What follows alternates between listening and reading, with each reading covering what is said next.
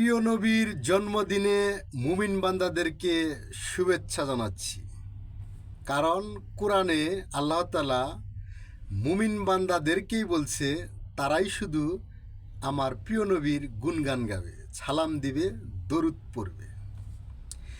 এই ইয়াজিদের দলেরা শোনো, শায়েক পূজারীরা, তোমরা যে নবীকে সালাম দিবে না, দরুদ পড়বে না, এটা কোরআনেই বলছে। শুধু আমাদের মতো যারা মুমিন, কোরআনের বলা মুমিন বান্দা আমরা যারা, তারাই শুধু নবীর প্রতি সালাম দিব, দরুদ পড়ব। তাই দেখো, সূরা হাজাবের ৩৩ নম্বর সূরার ৫৬ নম্বর আয়াত আল্লাহ তাআলা বলতেছে, আল্লাহ ও তার ফেরেশতাগণ নবীর প্রতি দরুদ পড়ে বা রহমত প্রেরণ করে থাকে।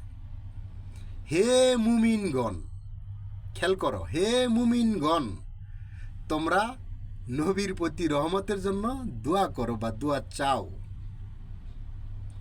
তার প্রতি সালাম প্রেরণ করো।